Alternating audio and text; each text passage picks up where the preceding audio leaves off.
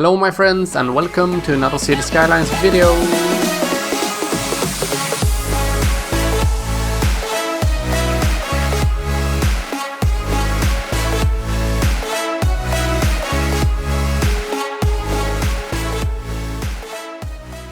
Today we're having another look at part 2 of our transportation hub for people and goods, aka the Industrial Transportation Hub.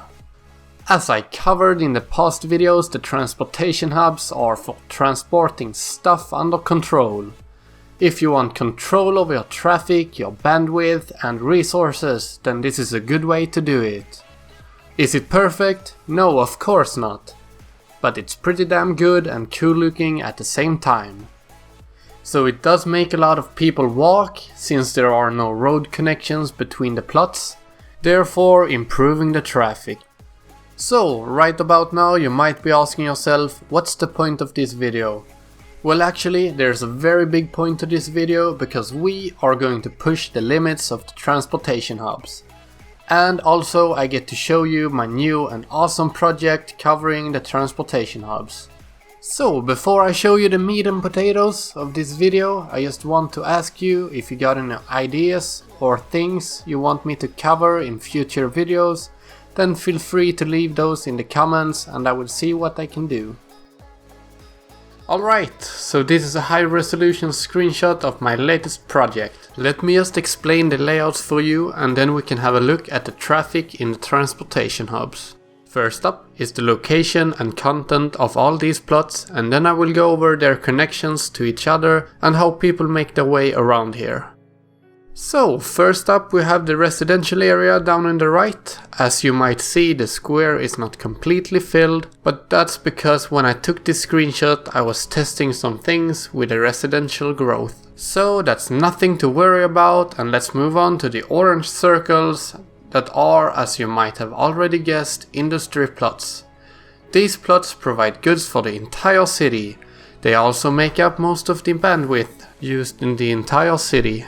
Above that is a yellow circle. This was just me playing around and adding some forest industry to allow for different goods and some variety in the mess. The blue plots are commercial districts and they use up most of the goods created in the industries. And since the industrial transportation hub allows for switching of goods to any lane, which results in the availability of goods being very high. And of course the light blue plot is being dedicated for offices. This is just to basically improve the amount of jobs available for high educated people. So that's that, and now I will go over how everything is connected. The plot in the middle is the transportation hub for people. So this is where the 4 train stations of the residential area connects. Then this hub expands into every other plot on the map, making the transportation hub the place where you want to be if you want to go places. So I was thinking about showing you the cool and awesome footage in the end of the video, but what the hell, I might just show it to you now when we're talking about it. So hopefully there will be some cool and maybe time-lapse footage on the screen right about now, so just have a look at that. And of course there are issues with every new design. So for example, this transportation hub had some major issues at first, because everyone wanted to go to the commercial zone up in the right corner.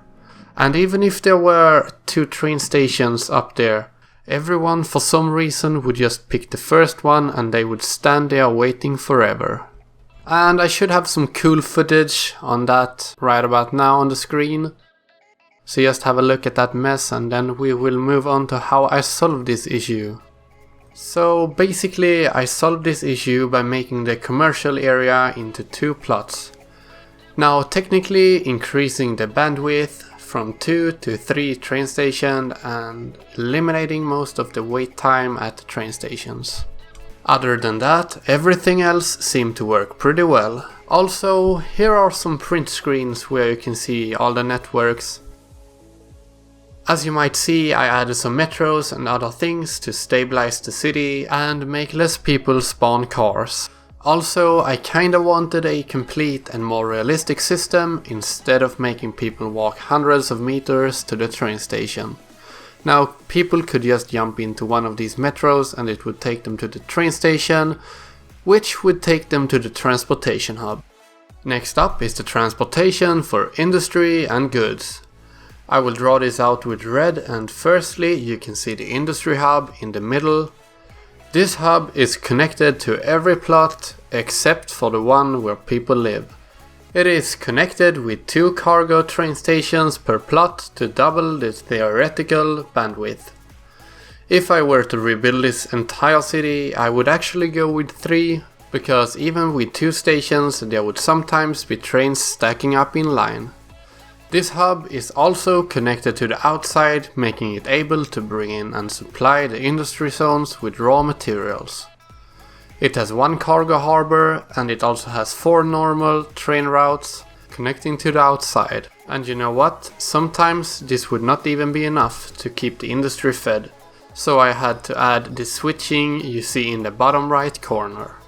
This basically takes in trucks with goods and raw material, puts it on trains, and is then connected directly to the industry zones. And this is basically how the entire system works. If you have any questions, feel free to leave them in the comments and I will answer them as soon as I can. And right now I'ma throw in some nice time-lapse footage for you to watch, and then we will go over some numbers.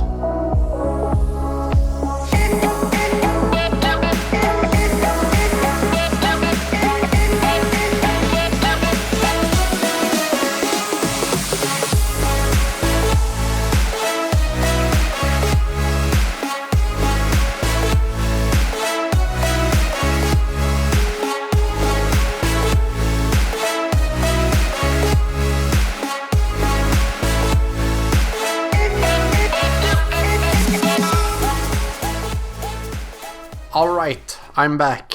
I've been letting the save run for a few days while I took care of some other stuff. A few things that I have found out is that it's rather hard to make it work perfectly on such a large scale when you want perfect education and most of your jobs being industry related.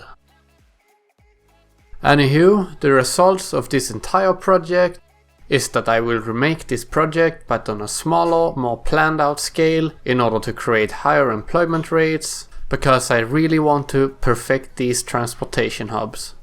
So the low employment rates are one of the reasons for why around 1 till 2k people only travel by train or metros. So what I will do is just go over the costs, and then I will show you some pictures of the save combined with a few comments of mine. So the numbers are: electricity costs 13k, water and sewage 29k, garbage 112k, healthcare 93k, fire safety 40k, police budget 30k, education 9.6k. I actually used most of the monuments in order to try and reach better numbers. But as I said before, doing a city like this with such a large scale is rather hard to balance. Parks 13k, roads 14k, metros 17k, trains 129k, boats 2k, planes 5k, total income 533k, total expenses 534k. The city is mostly in a positive state, but does tend to go negative when the population is low. So that's pretty much all for this video. As I said before, if you have any questions, feel free to leave them in the comments down below. If you like this video and want to see more projects like this in the future, then don't hesitate to leave a like or subscribe. It really keeps me motivated to work even harder on future videos. As always, thanks a lot for watching and have a nice day.